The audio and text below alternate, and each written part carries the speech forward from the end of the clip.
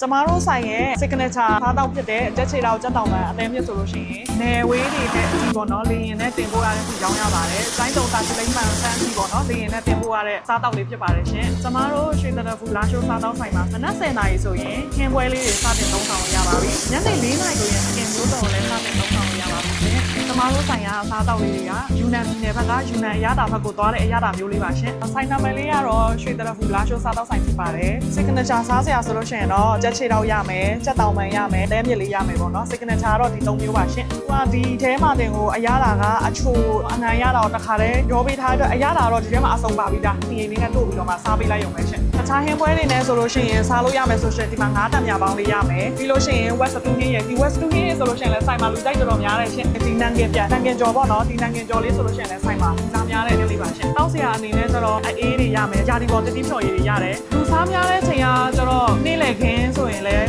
များတယ်။ညနေဆိုလို့ရှိရင်3နာရီနောက်ပိုင်းဆိုလို့ရှိရင်အဲ့လေကြပြီများပြီရှင်။ပြီးအမားတို့ဆိုင်မှာအကင်လေးလည်းရတယ်။အကင်လေးလည်းရတဲ့ခါကျတော့နားကင်တို့ဘာတို့ပေါ့နော်အဓိကတော့အယောင်ရဆုံးအောင်နားကင်ဈေးနှုန်းကအနည်းဆုံး6000ကနေပြီးတော့မှအများဆုံး1000ခွဲရှိပါတယ်ရှင်။ကျမတို့ဆိုင်ကမနက်9နာရီဆိုဖွင့်ပြီးတော့ညဆိုရင်9နာရီလောက်ထိဆိုင်ဖွင့်ပါတယ်ရှင်။130 69ဘီတောင်းမှာရှိတဲ့ရွှေတရဖူလာရှိုးစားတောင်းဆိုင်ကိုလာရောက်စားတောင်းဖို့အတွက်ဖိတ်ခေါ်ပါတယ်ရှင်။